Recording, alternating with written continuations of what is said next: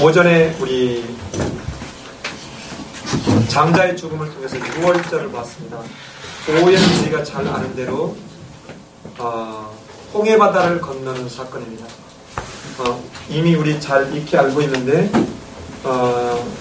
여러분 이 화면을 잠깐 보시면 이 위에 저 출애굽기라고 써있는 밑에 그 물이 지중해입니다. 지중해고 여기가 이게 홍해바다인데 잘 보시면 그 당시에 길이 몇 가지가 있었냐면 3개가 있었어요. 여기서 보면 옆으로 이렇게 횡으로 가 있는 길 있죠? 이 횡으로 가 있는 길이 이게 소위 말한 블레셋 사람들의 길, 해안길입니다. 가장 빠른 길이죠. 아마 이게 여기가 지금 어디냐면 여기가 람세스예요. 람세스. 이게 오늘날로 맨잘레 호수라는 거고 여기가 빅터 호수라는 겁니다. 오늘날. 자, 근데 여기서 요렇게 해서 요렇게 가면 안 들리세요? 들려요. 잘 들려요? 예. 이게 그게 아니라 이 녹음이 안 된다는 것 같아요. 네, 제가 여기서 하죠.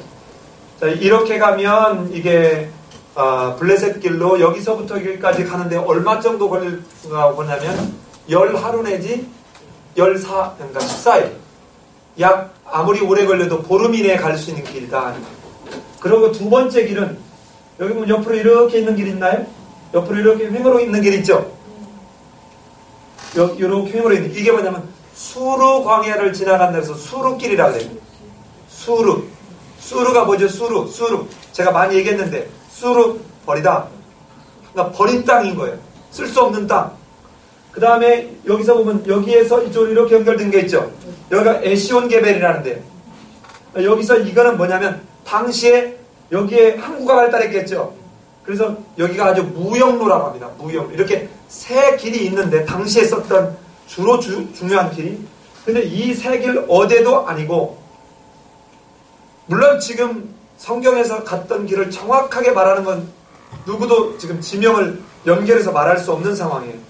그건 우리 주님 다시 오실 때 하지만 현재까지는 요렇게 해서 이 밑으로 가가지고 이렇게 올라서 여기 가데스바네아 여기가 시내산 여기서 이제 약 38년 동안 헤매는 과정이 있었다라고 봅니다. 그런데 이제 누구죠? 그 떨기나무 김승학 장로님인가 하는 분이 다른 데다 하고 이렇게 주장을 하는데 아직은 성서 고고학적으로나 입증된 게 아니라서 우리가 받아들이면 참고만 할 수 있는 상황이고요. 하여튼 지금 보는 건 요렇게 가서 요렇게 여기서 38년 동안을 헤매다가 이리로 바로 올라가면 좋은데 누가 방해하죠? 에돔이 방해합니다.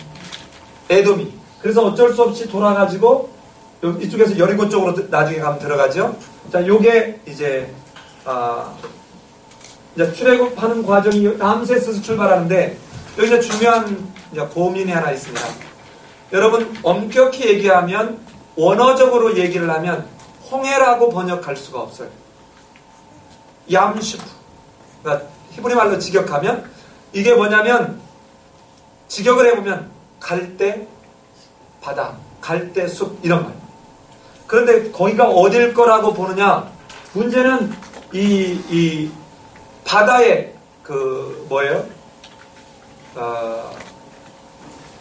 소금물에서는 갈대가 살지 않는답니다. 소금물에. 그래서 이제 학설이 여러 가지인데 여기에 있는 굉장히 큰 호수 같은 게 있죠. 이게 현재 맨잘레 호수라는 거고 이 밑에 있는 이게 빅터 호수라는 거예요. 근데 숲꽃이 어디냐? 숲꽃이 여기 보면 여기가 숲꽃이에요. 숲꽃. 여기가 숲꽃. 숲꽃이라고 하는 걸로 봐서 이 빅터 호수를 지났을 건가? 여기에 갈대가 실제로 많답니다. 그러니까 또 하나 이제 홍해바다를 만약에 건넜다면 그 밑에 있는 산호나 이런 게 불구스름한 빛을 띄어서 홍해라고 불렀던 거 아닌가 하는 그런 이야기도 있어요. 하여튼 이게 여긴지에 대한 정확한 위치를 말하는 건 현실적으로 이 현재의 지명과 또 그 뒤에 있었던 지각의 변동 이런 것들에 대해서 정확하게 어디라고 말할 수는 없지만 하여튼 지금 출애굽을 했습니다. 어디서? 람세스에서. 람세스에서 출애굽을 하고 난 뒤의 상황입니다. 예, 이제 켜주셔도 되고요. 자, 이렇게 이제 장자의 죽음을 통해서 이 바로가 더 이상 어떻게 버팅길 수 없으니까 다 가라 내보냅니다. 내보냈어요. 내보냈는데 하나님은 아까 말했던 그 해안길을 따라 가다 보면 그 해안길에 뭐가 주로 많냐면 애굽의 요새들이 많아요. 그러니까 이쪽으로 쳐들어올 때 이 사람들이 가장 빠른 길, 편한 길을 오니까 여기서 이렇게 막아낼 수 있는 요새들이 많아서 가다 보면 바로가 틀림없이 거기서 가만히 두지 않을 거다.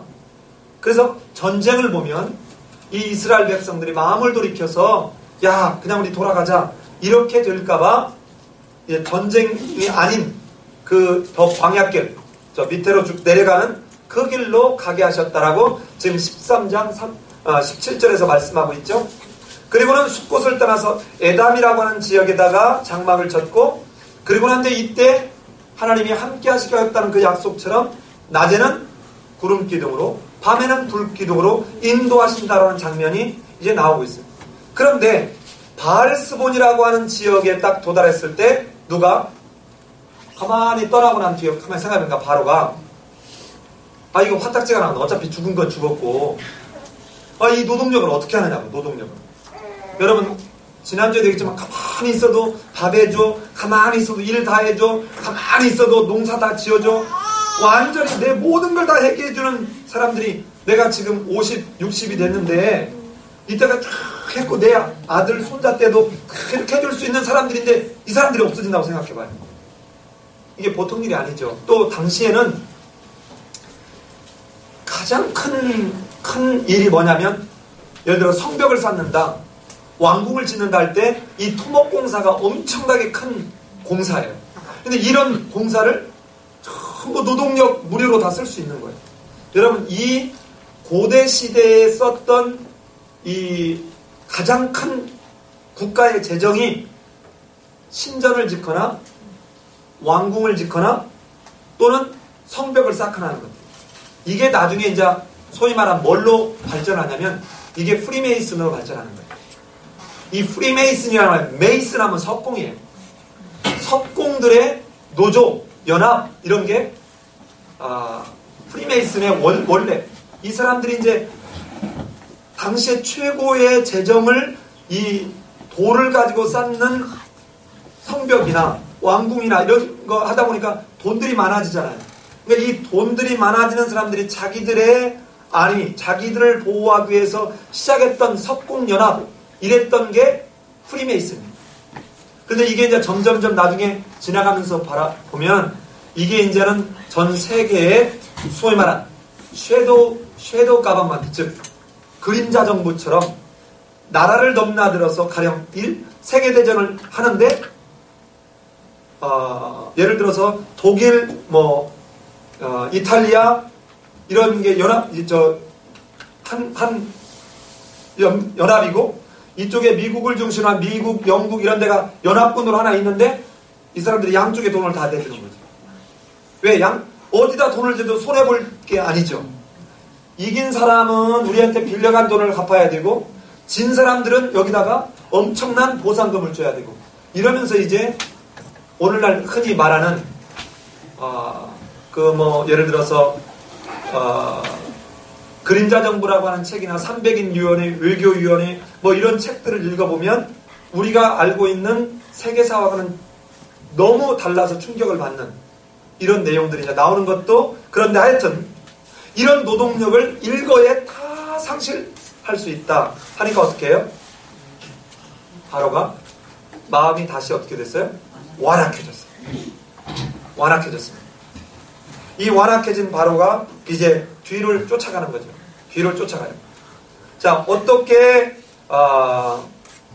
도망한 사실을 애굽 백성에게 알려 바로와 그 신하들이 그 백성에게 대하여 마음이 변하여 14장 5절에 우리가 어찌 이같이 하여 이스라엘 사람들을 우리 섬김에서 놓았나. 우리가 잠깐 그냥 자식들이 죽는 바람에 정신줄을 놓고 있었구나 하고는 군대를 동원해서 뒤로 몰아가는 것입니다. 그랬더니 여러분 생각해봐요. 이제 급히 나오느라고 제대로 제가 이걸 좀 경험했으면 좋았을 텐데, 우리 아버지가 2009년에 96세로 이제 하늘나라를 가셨는데, 이분이 일제 때 어디서 사셨냐면 만주에서 사셨어요. 그러니까 만주에서 해방이 딱 됐다고 하니까 거기서 이제 고생해가지고 만주에 있다가 결혼을 했거든요. 그래서 여기서부터 와가지고 자기 아내를 데리고 만주까지 또 가는 거죠. 그래서 그냥 거기서 죽을 고생을 해서 소도 이제 두고 뭐 이렇게 한 거예요. 근데 갑자기 우리나라가 해방이 된 거예요. 그러니까 중국 사람들이 이놈들 놔둬도 끌고 간다, 못 끌고 간다? 못 끌고 간다. 그러니까 사겠어요, 안 사겠어요? 안 사겠죠. 그러니까 다 두고 밀방에다 짊어질 수 있는 정도의 짐만 하고 막 태어난 애기 등에다 업고 만주에서부터 여기까지를 몇 달을 걸려서 오는 거예요. 그러니까 어때요? 얼마나 급하게 와야 될지 알겠죠? 얼마나 급하게. 근데 지금 이 상황은 그보다 훨씬 급하게 가다 보니까 이 사람들이 가다 보니까 처음에는 뭐 막 이 9가지 재앙을 또 10번째 장자의 재앙을 하면서 겁도 났고 이거 안 들었다가는 큰일 나겠구나 하고 겁도 나고 하면서 따라 나왔지만 막상 오니까 이 불편한 게 많아졌을 거예요. 그런데 어느 정도 왔는데 지금 바로가 군사들을 이끌고 와서 우리가 잠시 정신이 없었나 보다 하고는 뒤쫓아오는 걸 딱 바라봤는데 그들이 뭐라고 그래요?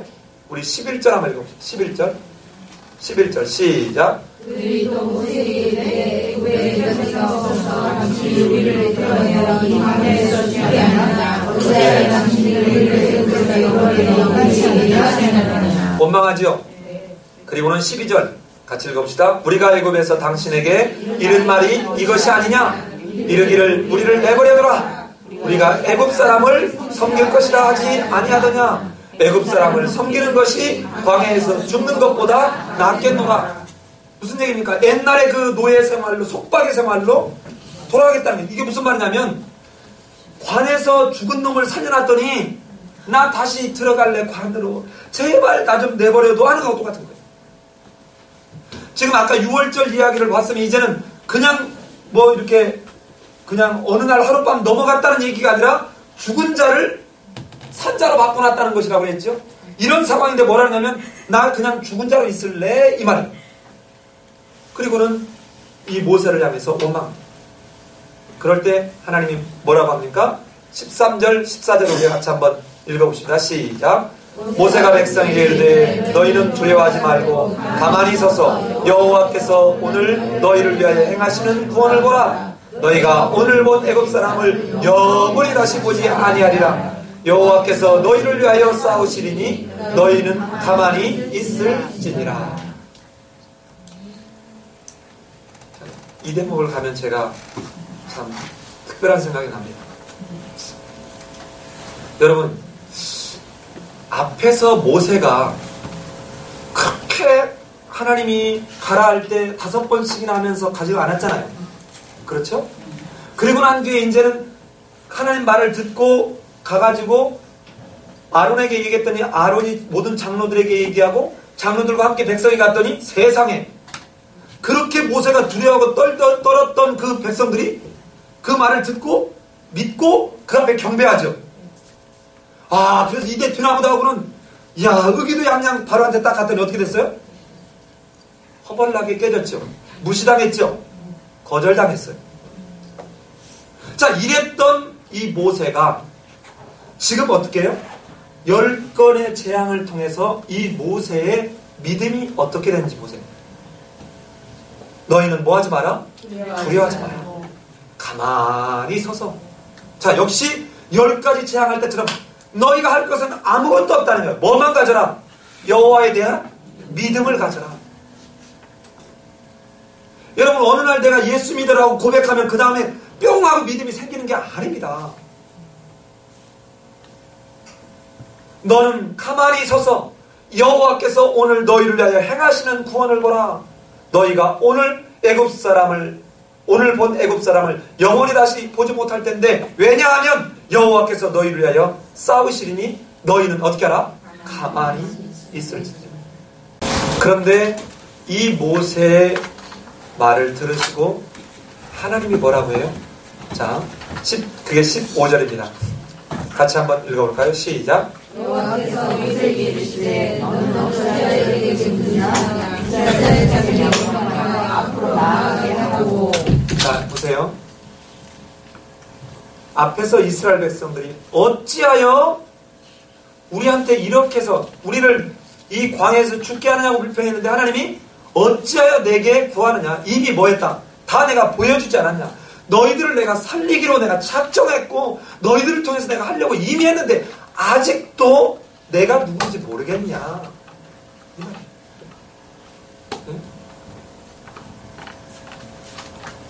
자식 키워보면 이런 상황이 들 때가 참 많죠. 엄마 아빠가 아무리 얘기해도 엄마 아빠는 못하게 하려고 하는 사람이라고 생각합니다. 엄마 아빠는 정말 사랑해서 말함에도 아이들은 그렇게 생각합니다. 그래서 이 하나님이 뭐라 그래요? 내가 애굽 사람들의 마음을 완악하게 할 것인즉 완악하게 내버려 둘 것인즉 이 말이죠. 그들이 그 뒤를 따라 들어갈 것이라 내가 바로와 그 모든 군대와 그의 병거와 마병으로 말미암아 영광을 얻으리니 내가 바로와 그의 병거와 마병으로 말미암아 영광을 얻을 때야 애굽 사람들이 나를 뭘로? 여호와인 줄을 알리라. 이 장자의 죽음을 왔는데도 이들이 지금 여호와를 정확하게 아직도 모른다는 거예요. 여러분 지난 시간에 얘기했지만 여기 잘 보면 실은 구조상으로 보면 너무 멋있죠. 4절에 보면 내가 바로의 마음을 완악하게 한즉 바로가 그들의 뒤를 따르리니 내가 그와 그의 온 군대로 말미암아 뭐를 얻어? 영광을 얻어 그랬는데 18절에서 동일하게 앞뒤가 이렇게 감싸고 있죠. 자, 이 영광 바로가 내가 신이라고 생각했던 바로가 내가 신이야. 그래서 절대로 내가 놓칠 수 없어라고 움켜주려고 했던 그들을 홍해바다 속에다가 수장하는 그 일을 통해서 네가 신이 아니라 나 여호와 하나님이 신이다 하는 것을 그들로 깨닫게 하심으로 하나님이 하나님 되심을 알게 하시겠다는 것입니다. 그리고는 이스라엘 백성들이 이제는 마른 땅으로 건너갈 수 있도록 너 지팡이를 들고 손을 들어서 그러면 그 양쪽에 그 바닷물이 이쪽으로 양쪽에 벽이 생겨서 갈라지게 하겠다는 것입니다. 자, 우리가 너무 잘 아는 이 홍해바다 사건입니다. 도대체 이 사건을 통해서 말하려고 하는 우리 이 내용이 뭘까요? 자, 여러분 보시면 앞에서 6월절에 죽은 자에서 산자로 바꿔놓은 사건과 이 홍해바다를 지나간 사건은 여러분 이중적 의미를 담고 있습니다. 똑같이 여기도 지금 지나갔는데 보세요. 이스라엘 백성들이 모세가 지팡이를 들고 이렇게 손을 펴니까 이 홍해바다가 갈라지기 시작했습니다. 오늘날 뭐 진도에도 때리면 홍해바다가 갈라진다고 모세의 기적이 있다고 막 덤벼드는데 이런 일이 아니었고 진짜 물이 흐르다가 여기에 벽이 돼서 딱 흐르지 않는 거예요. 자, 그런데 여러분 보세요. 지금 이 바로 입장에서 잘 봅시다. 바로 입장에서 자, 바로가 막 이렇게 몰고 갑니다. 몰고 가는데 여러분 14장 3절에 보면 바로가 이스라엘 자손에 대해 말하기를 그들이 그 땅에서 멀리 떠나 광야에 갇힌 바 되었다는 거예요.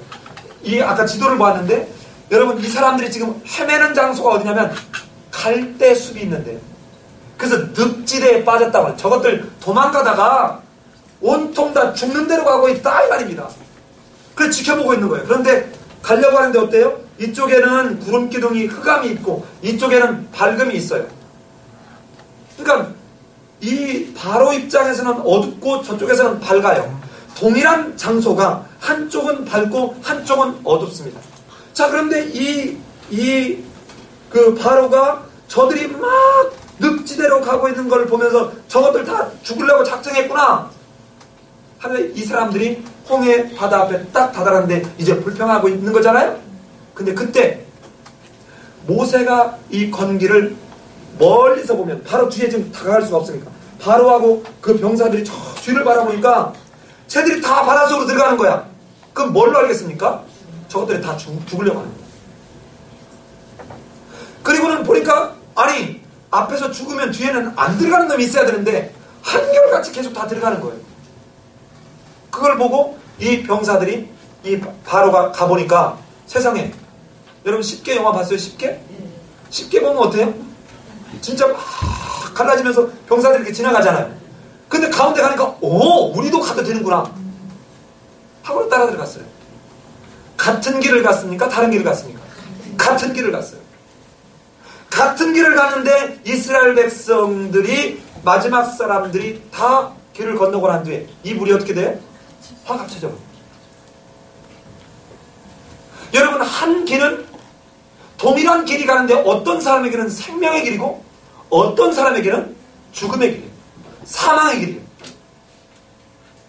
자, 똑같이 우리가 교회를 다니는데 예수님 오시는 그날에 어떤 사람은 하나님에게 들려올림을 받을 것인데 어떤 사람은 들려올림을 받지 못해요. 이건 여실히 우리도 예외가 아닙니다. 밖에서 김 메고 있는 여자 중에 누구는 갑자기 들려올림을 받는데 누구는 들려올림을 받지 못해요. 맷돌을 함께 갈고 있다가 하나는 가는데 하나는 그대로 있어요.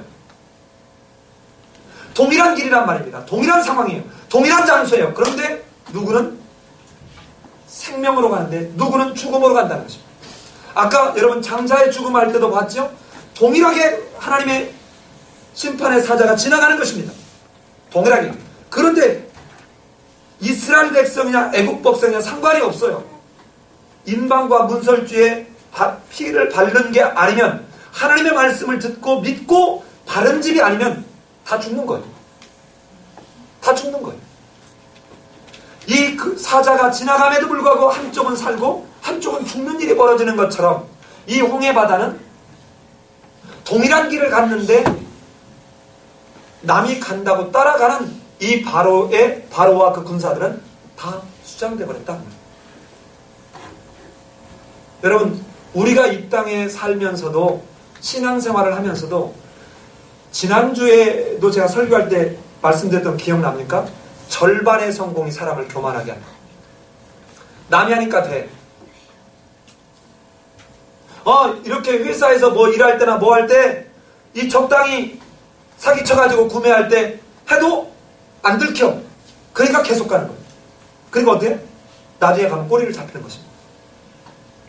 사는 길이 아니죠. 죽는 길이죠. 그런데 바로는 여전히 뭐해서? 마음이 완악해져서 듣지 않습니다. 이거를 사도 바울은 고린도에서 뭐라고 얘기를 하느냐? 이 홍해바다로 건넌 사건을 세례로 비유합니다. 뭘로 비유한다고요? 세례. 세례가 뭡니까? 옛사람이 죽고 새 사람이 다시 사는 거예요. 그래서 여러분 침례 줄 때 어떻게 해요? 침례 줄 때 이렇게 합니다.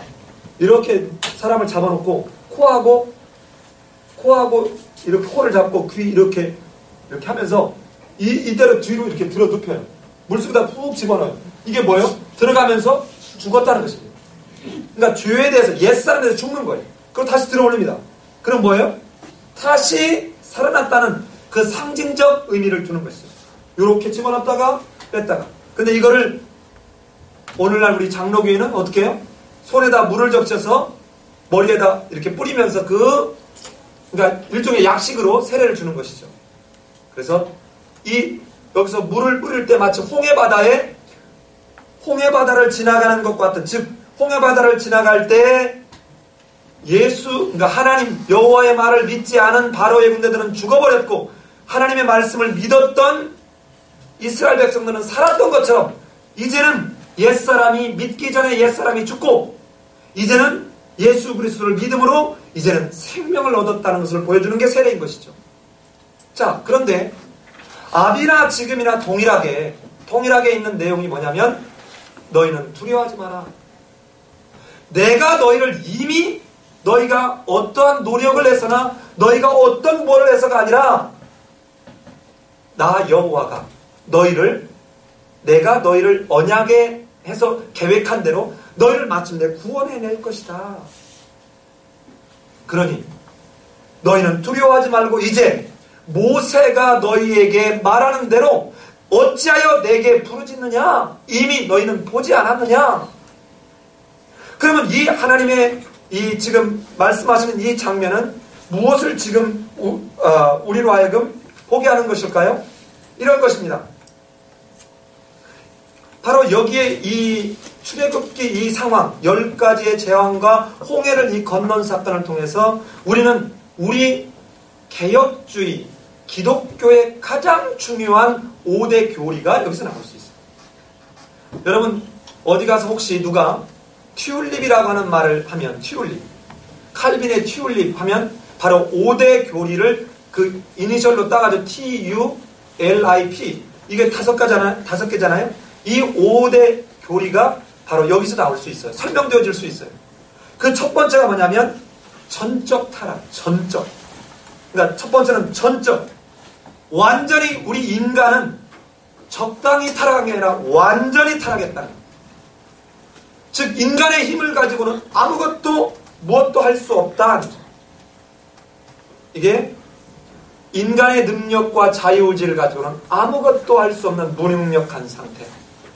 두 번째는 무조건적 선택입니다.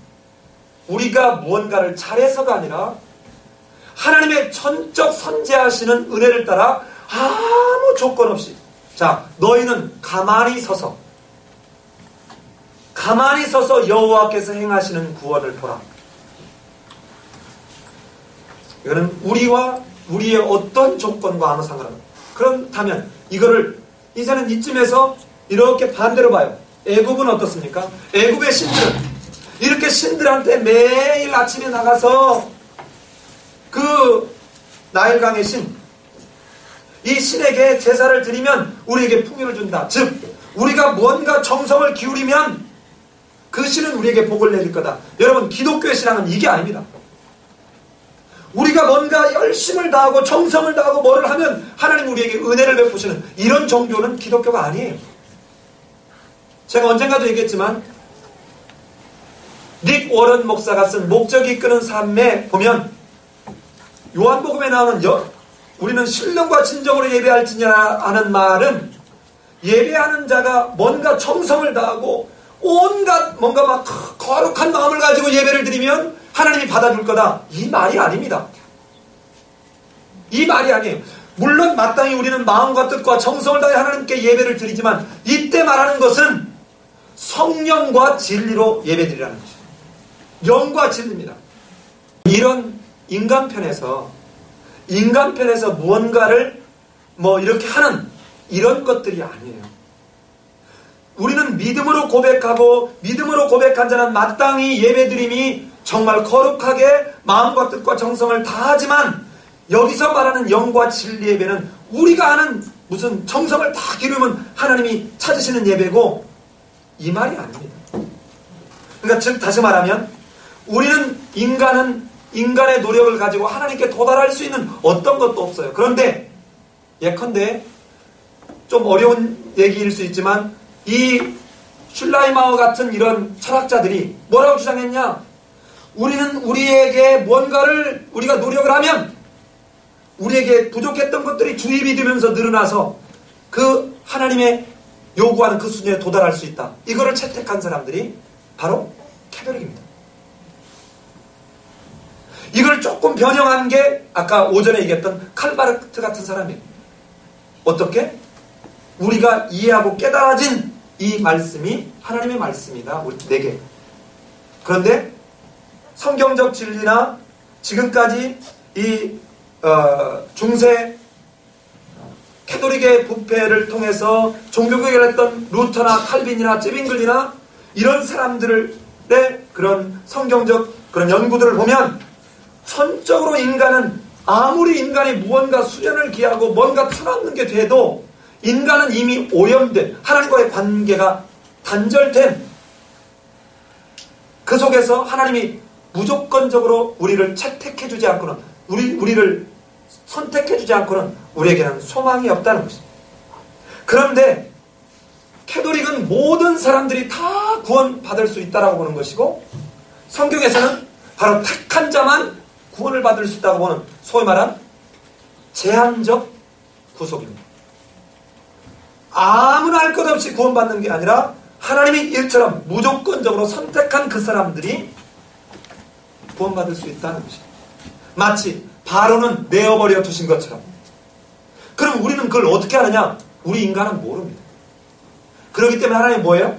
전도에 미련한 것으로 복음이 전해지는 거예요. 칼빈이 말한 것처럼 우리는 성경에서 말한 데까지 말하고 성경에서 말하지 않은 데서는 스탑할 수밖에 없는 거예요. 왜? 아까 말한 대로 우리는 이미 더 이상 우리의 능력과 우리의 지혜와 이것은 다 오염되었기 때문에, 이미 깨져버렸기 때문에, 원래 하나님이 창조했던 하나님의 형상을 우리는 상당히 잃어버렸기 때문에 완전히 없어진 건 아니지만, 두 번째는 불가항력적인 은혜라는 것이죠. 아니요, 네 번째가 불가항력적인 은혜. 자, 이 말은 무슨 말이냐? 세 번째는 제한적 구속. 첫 번째가 전적 타락, 두 번째가 무조건 선택, 세 번째가 제한적 구속, 네 번째가 불가항력적 은혜. 자, 여러분 보세요. 여러분이 나 하나님 은혜 안 받을래요. 나 예수 안 믿을래요.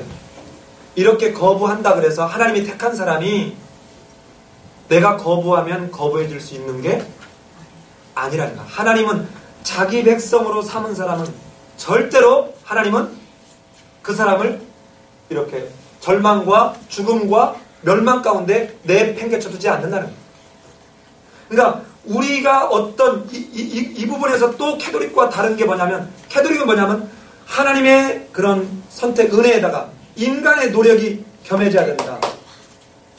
양쪽이 50대 50 이렇게 결합돼서 이걸 갖다 뭐냐면 신인 협력설이라 그래요. 신과 인간이 협력해서 이루어지는 게 구원이다. 그런데 성경에서는 아까 얘기한 대로 전적 은혜, 전적 타락된 인간을 무조건적으로 선택한 전적 하나님의 은혜에 의한 것이다. 마지막 다섯 번째는 지금까지 10번 재앙할 때 이스라엘 백성들을 상하게 해요, 안 해요? 자, 이 말 속에 뭐가 있냐면 성도의 견인입니다. 성도의 견인. 이게 무슨 말이에요? 견인. 자동차 견인. 예? 이 견인이 무슨 말이냐면 한 번 하나님이 구원한 백성은 어떤 상황에서도 절대로 놓치지 않으신다. 내어버렸다 어느 순간에든 때리시건 아니면 그를 어떻게 징벌을 하시건 반드시 하나님은 그를 놓치지 않으십니다. 은혜에서 떨어지게 안 하십니다. 그래서 여러분 이 첫 점만 따면 이거 강도사 고시에 반드시 나옵니다. 전무제 불성이다. 이니셜 따죠. 우리 다음 주에 시험 보겠습니다. 백년사에 머리가 아프죠. 다음 달 시험 본다. 자, 그렇다면 이 지금 6월절 사건과 홍해바다를 건너는 이 사건은 앞에 있는 9가지의 재앙과 함께 이스라엘 백성들한테는 엄청난 충격적 사건입니다. 왜냐하면 지금까지 애굽 나라에서 있었던 신인식을 완전히 뒤집어 박살내는 거예요. 왜? 지금까지 어땠어야 돼요? 여러분 왜 제사 지내요? 우리 조상들이? 조상님이 우리를 돌봐주는데 이 제사상 잘 차려야 조상님이 우리를 돌봐줄 거 아니에요? 다 뭐예요? 뭐에서 이 출발하고 있는 겁니까? 예? 이렇게 우리가 잘 조상님들 제사를 잘 모시면 조상님들이 저 위에서 아이 그럼 참 기특하네. 알았어. 내 제사밥 챙겨주니까 나도 너네들한테 복을 내려야지. 이럴 거라고 생각하는 것이죠. 그러니까 그 이면에는 뭐예요? 내가 잘 되기 위해서 이 신한테 귀신한테 무언가를 해야 된다고 하는 게 오늘 일반적인 우리가 갖고 있는 신에 대한 종교적 인식인데 애굽에서 430년 동안 종살이였던 이 이스라엘 백성들도 애굽의 그 풍습처럼 뭐라고요? 신들에게 잘 보이고 정성을 많이 보이면 그로 인해서 우리에게 풍요와 타산을 준다. 이 인식을 갖고 있는데 지금 9가지 재앙이나 장자의 죽음이나 또 이 홍해바다를 건너는 이 사건에서 보면 단 한 가지도 한계 없이 거저주셨다. 너는 가만히 서봐라. 이제는 가만히 서서 너가 있으면 여호와께서 너희를 위해서 뭐 할 거다? 싸우겠다.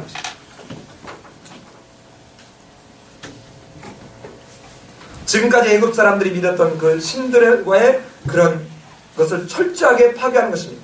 여호와 하나님은 인간에게 무엇인가를 받고 무엇인가를 이루어주고 보호하는, 받고 난데 그 반대급부로 무언가를 이루어주고 뭐를 보호해주고 이런 게 아니라는 거예요. 그러니까 은혜예요. 내 의지와 내 노력과 아무 상관없이 하나님은 우리를 통해서 우리를 구원하시고 우리를 지키시고 보호하는 이 내용을 바로 모세가 노래 부르고 있는 것이 15장입니다.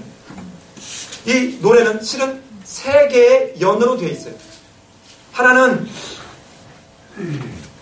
2절부터 5절까지가 한 연이고, 두 번째 연은 6절부터 10절이 한 연이고, 세 번째는 11절부터 18절이 한 연이에요. 그래서 세 개의 연으로 지금 구성되어 있습니다.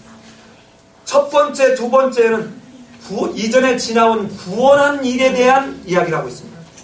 즉 홍해에서의 구원을 노래하고 있어요. 그런데 11절과 18절에서는 장차 약속의 땅 가나안으로 갈 것과 그 가는 과정에서의 정복하게 될 것에 대한 이야기를 통해서 미리 확신하는 내용입니다. 자, 그런데 여기에 재밌는 일치성이 있는 걸 보게 됩니다. 자, 한번 볼까요? 여기 한두 가지만 체크하고 우리 근하에, 나도 근하한테 인기를 좀 보내야 되겠습니다. 자, 네. 자, 여러분, 어디를 가보시냐면 1절 한번 읽어봅시다. 1절 시작. 이때 모세와 이스라엘 자손이 이 노래로 여호와께 노래하니 이르되 내가 여호와를 찬송하니 그는 높고 영화로우시며 맑아 그 탄자를 바다에 던지셨음이로다. 예, 뭐하래요? 여호와를 찬송하는데, 왜냐하면 그는 높고 영화롭고 말과 그 탄자를 바다에 던지셨습니다. 하나님의 권능을 보고 지금 찬양하는 거죠. 지금 모세가 쭉 이렇게 1년과 2년에서 홍해바다에서 구원한 것에 대해서 감사하고, 3년에서는 앞에 이제 들어갈 일에 대해서 확신을 가지고 노래하고 있는데, 이것을 받아가지고 맞장구 치고 있는 게 미리암의 노래입니다. 화답하는 거예요. 그 미리암의 노래 가볼까요? 자, 21절 같이 읽어봅니다. 21절 시작. 미리암이 그들에게 화답하여 이르되 너희는 여호와를 찬송하라. 그는 높고 여호와로우시며 맑아 그 탄자를 바다에 던졌으나. 예, 아까 15장 1절하고 미리암의 노래하고 똑같아요, 안 똑같아요? 똑같아요. 그러니까 마치 우리 노래 부를 때 후렴을 하듯이, 후렴을 하고 추임새를 넣듯이 하는 모습으로 이 미리암의 노래가 나중에 여러분 신약에 가면 이게 누구의 노래로 바뀌느냐? 마리아의 노래입니다. 마리아의. 잘 보세요. 자, 여기 저를 보세요. 저를. 이게 구조로 보면 모세의 노래가 있는데 화답하는 게 누구의 노래예요? 미리암의 노래예요. 신약에 가면 누가복음에 가면 마리아의 노래가 있죠. 그리고 한참 떼가지고 요한계시록 15장에 다시 무슨 노래가 있어요? 모세의 노래가 있어요. 붉은 유리바다를 건넌 뒤에 하는 노래. 자, 이 노래를 바꿔서 얘기하면 이겁니다. 지금 이스라엘 백성들이 홍해를, 모세가 손을 들어서 이렇게 지팡이를 들고 손을 들으니까 이쪽이 쫙 갈라졌어요. 그리고는 딱 건너서 보니까 누가 오고 있어요? 뒤에? 애굽 바로와 그 군사들이 오고 있죠.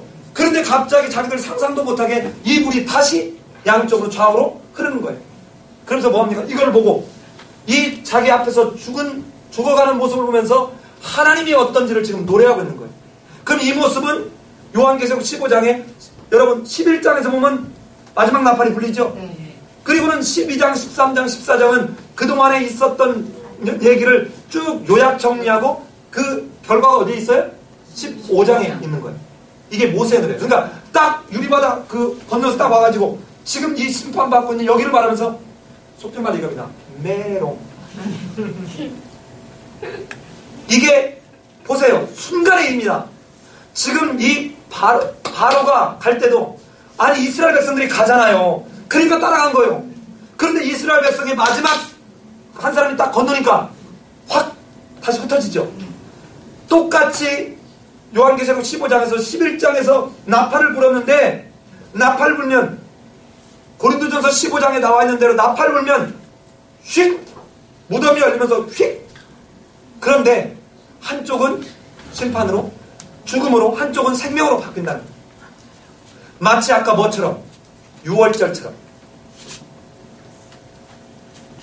이 모세의 노래는 그대로 다시 요한계시록에 등장하게 될 것입니다.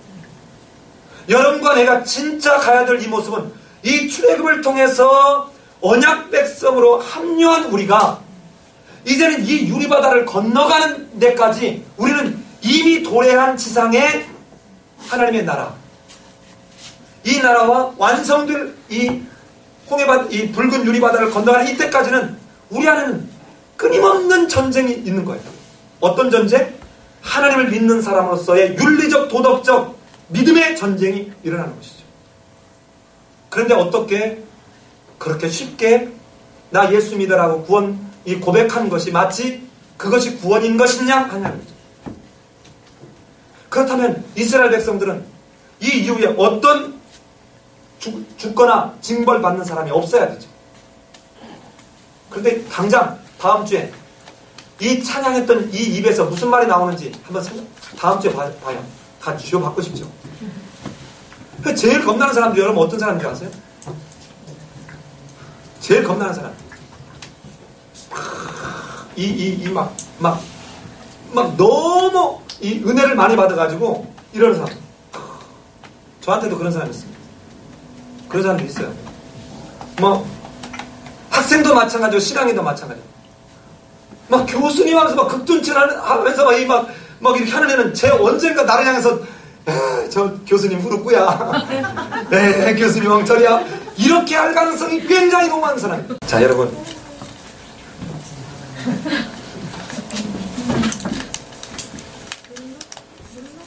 이 14장의 홍해 15장의 묘하게 이 출애굽기에도 15장, 요한계시록에도 15장입니다. 똑같이. 참 묘하죠? 똑같이 양쪽 15장에서 말하는데 그게 바로 양쪽이 모세의 노래입니다. 15장 제가 한번 읽어보겠습니다. 15장 2절 3절 한번 제가 읽어볼게요. 또 내가 보니 불이 섞인 유리바다 같은 것이 있고 짐승과 그의 우상과 그의 이름의 수를 이기고 벗어난 자들이 유리바닷가에 서서 하나님의 검은 고를 가지고 하나님의 종 모세의 노래, 어린 양의 노래를 불러 이르되 주 하나님 곧 전능하신 이시여 하시는 일이 크고 놀라우시도다. 만국의 왕이시여 주의 길이 의롭고 참되시도다. 주여 누가 주의 이름을 두려워하지 아니하며 영화롭게 하지 아니하오리까. 오직 주만 거룩하시니이다. 주의 의로우신 일이 나타났음에 만국이 와서 주께 경배하리다. 여러분 우리 지금 이 홍해바다를 건너고 난 뒤에 이 모세가 부른 노래 중에도 통일한 내용이 나오는데 우리 같이 한번 읽어볼까요? 우리 15장 11절 가봅시다. 15장 11절. 자, 같이 한 절만 읽어봅시다. 15장 11절. 시작. 여호와여 신중에 주와 같은 자가 누구이까. 주와 같이 거룩함으로 영광스러우며 찬송할 만한 위엄이 있으며 기이한 일을 행하는 자가 누구이까. 누구입니까? 이 말은 있다는 거예요, 없다는 거예요? 없다는 것입니다. 없다는 거예요. 여러분 모세가 불과 얼마 전 10번의 재앙하기 전까지만 해도 그렇게 흔들리고 하나님 어찌하여 보냅니까? 했던 이 모세가 지금은 절대로 흔들리지 않는 믿음이 생겼죠. 여러분 우리에게 주어지는 때에 따라서는 어려움, 고통, 환난, 모욕, 실패, 좌절은 절대로 쓰레기가 아닙니다. 근데 우리는 보통 하나님 이런 고난 하나도 안 당하게 해주세요. 그냥 탄탄대로 들어가도 목을 받고 나가도 목을 받고 요것만 요구를 하지. 진짜 이 고난은 하나님이 우리에게 주시는 은총의 방편이라는 생각을 못하는 거예요. 저는 이 출애굽기 이 14장 15장을 보면 지금부터 1년 6개월 전이 생각나요.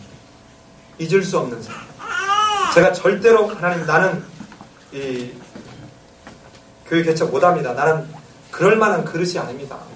하나님 그러니까 제발 하나님도 힘 빼지 말고 나도 힘 빼지 말고 하나님 그러지 마세요. 하고 하는데